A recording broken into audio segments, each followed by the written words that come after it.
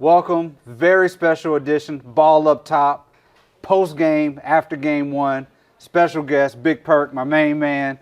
We spent a lot of the season together arguing about different things. We were coming here to talk about. I got notes, I got Lou Dort, I got turnovers, I got all this.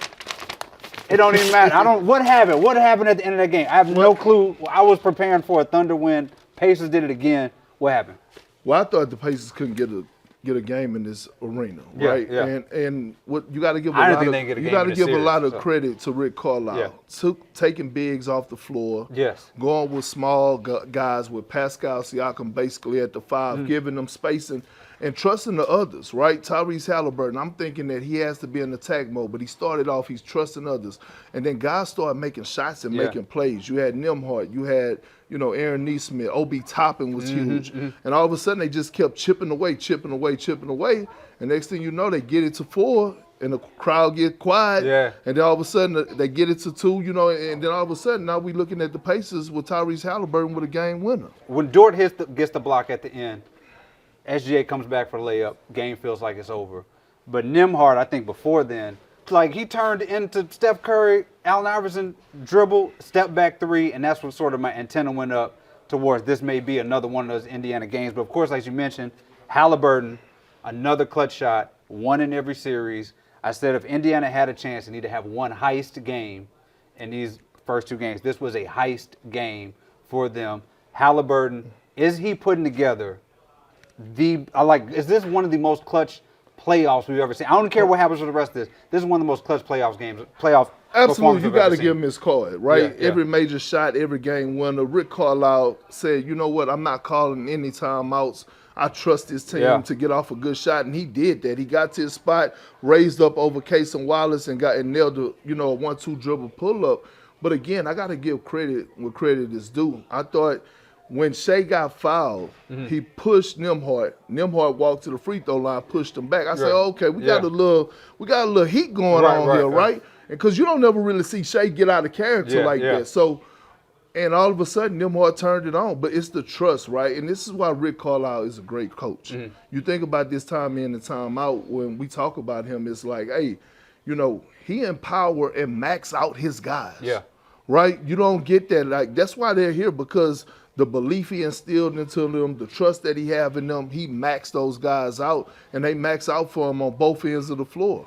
Do you think, does this change how the series looks for you? I mean, I don't know if I told everybody, don't cancel your Father's Day plans. I thought we had a sweep. I'm already wrong here. Does this change your calculus for how this I had OKC in 6. Okay. And I said that if Indiana was going to get a game on the road, this was a must-win for them. And they got that, right? Because you could catch a team slipping off of a long layoff. Now, I'm not saying they were slipping, but all I'm saying was we didn't see 48 minutes of defensive intensity from the Oklahoma City Thunder. Especially in that fourth quarter. And the bigs. Right. Chet Holmgren, Isaiah Hartenstein gave them absolutely nothing on either side of the floor. You start the game small, Chet Holmgren, you one of the top leaders in the postseason in blocking shots, and you did nothing. They attacked you all night long. Yeah. I'm still in shock a little bit over what we saw. But, I mean, OKC, to me, even as they were winning, I didn't feel like they were playing that great of a game. SGA put up a ton of shots. They were not capitalizing off the turnovers.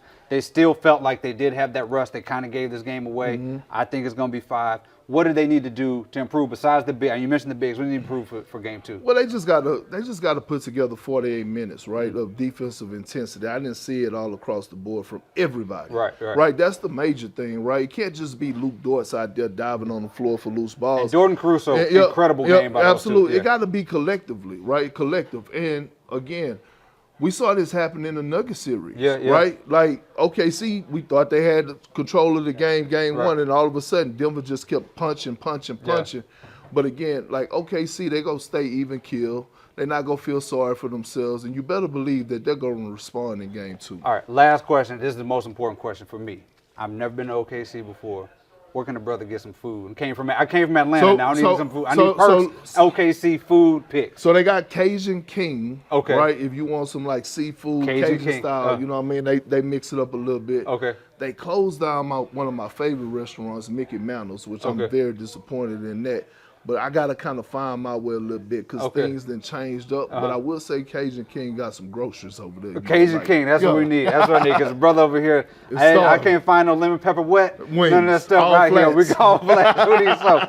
Perk, thank you so much. Appreciate you, D. This has been Ball Up Top, live from the finals. We'll catch you after game 3.